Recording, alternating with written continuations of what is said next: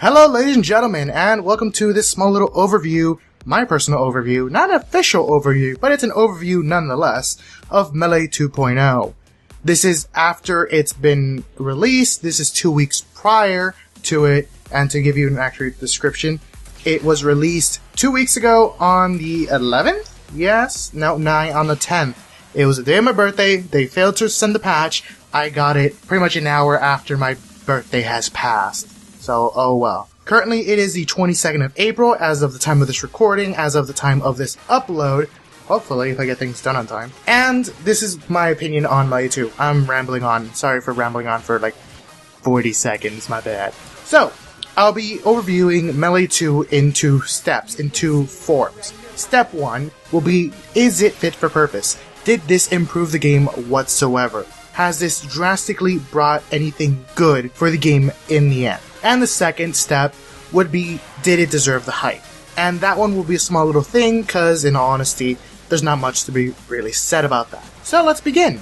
So the first one is, was it fit for purpose? Did it actually improve the game? In all honesty, yes. Quick and simple, yes. After playing for 2 weeks, constantly, and doing almost melee runs alone, even on the solo rails, doing melee runs alone. The solo rails is another hot topic I'll discuss in a different video if so desired.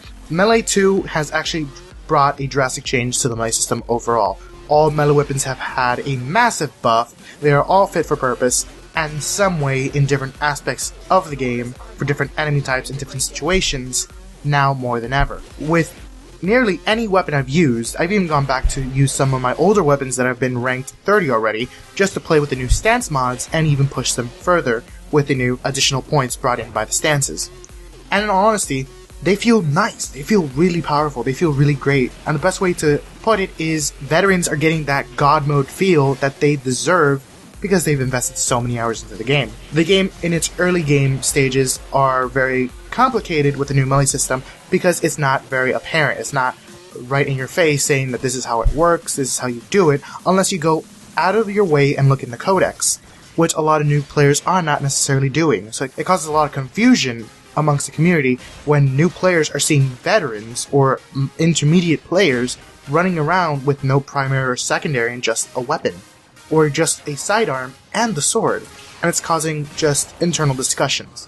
For the intermediate players, for those casuals mid-game, yes, that's an actual category, because that is the intended crowd for most of these updates and features with new games coming out in these past few years. It is something of a hit and miss with them. It is actually very nice for them, it actually gives them a new variety and playstyle for the game, and it actually extends their desire or interest in the game overall.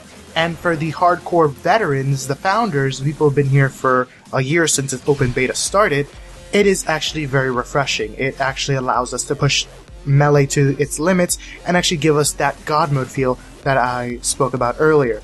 My opinions are coming straight from the forums and straight out of my alliance and my own clan itself, with a lot of ups and downs. Clearly, Melee 2.0 isn't without flaw because there's a lot of problems that come with it. One of them is the clunkiness of the new system, and most people being very upset about how it feels.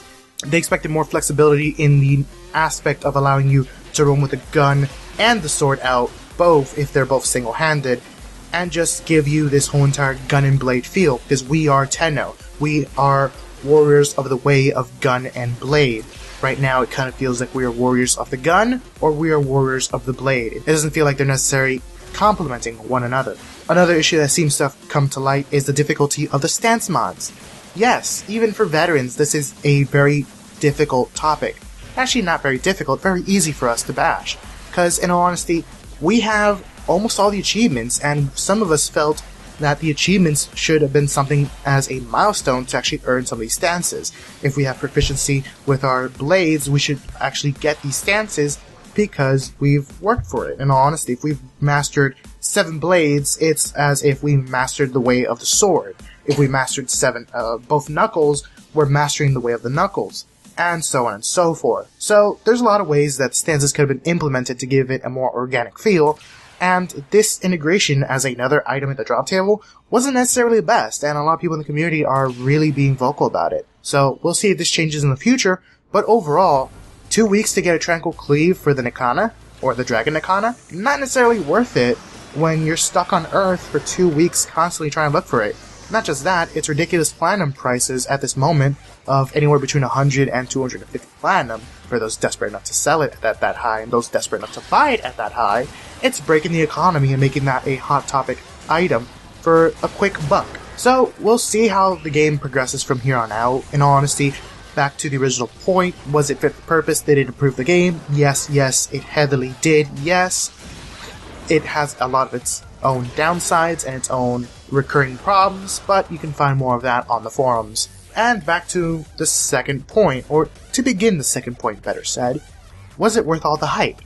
In all honesty, who created all the hype? In all honesty, it wasn't DE. They actually provoked the hype, they made it worse than it should have been, but they were being very honest about it at the same time. In all honesty, the original intentions behind Melee 2.0 was just give us a simple feature to just draw the weapon, and that's it. Boom, Melee 2.0. Case closed. We hyped it. Yeah, we did. You actually see the developers in one of the live streams bring it up, that the initial idea was just draw your melee weapon, and we overhyped it. We started talking about this awesome combo system, this awesome blocking system, and in the end, they felt bad, and they had to go back and rework the whole entire system to just meet our expectations. Right now, a lot of people are upset that Melee isn't what it was expected to be, but then again, who set those standards? We did as a community. No one else is to blame but us as a community as a whole. No one else is to blame but us as a community for setting up a standard for this Melee update that high. And honestly, the developers didn't let us down, we let ourselves down for setting it so high. The developers are also at fault for pushing it and actually making that hype even larger, but again, they were being honest with us. A lot of people didn't get this, a lot of people didn't understand it initially, and we have no one else to blame but ourselves. We're not entirely to blame. The developers have some responsibility in this one way or another, but in the end product has been a tremendous success towards the game. It's actually improved the game overall. It's broken on aspects by removing the whole entire charge system, which a lot of us loved with our Galentine, just charging up and dealing massive amounts of damage, and the Jet Tag, or the Jet Kitty, for some of us that just like to poke fun at names, with the spin to win tactic of those pretty particle effects for those fortunate enough to have NVIDIA drivers. I'm sorry guys, with ATI you can't see the pretty sparklies, but I got people in my group that say they're not that great, and they just see my videos and they're like, yeah, well, that's it, yeah. You guys aren't missing much unless you like sparklies. But in the end, it wasn't deserving of the hype. We created the hype ourselves, the developers pushed the hype to make it worse, so we're all to blame in the end. But from here on out, we have nowhere else to go but forward and to see what happens with the game as the days progress, as the weeks progress, as the months progress. Yes, soon, TM. So, I'll leave you guys at that, and I don't know, tell me what you guys thought of Melee 2.0. I'll cover the whole entire Solar Rail issue and debacle in a later date if interested, so like, comment, subscribe, do all the good stuff. Tell me what you guys think, add on to the conversation, let's make a discussion, and I'll see you guys in-game. So take it easy, have fun, and stuff. Yeah, I'll just leave you at that. Stuff. So, peace out.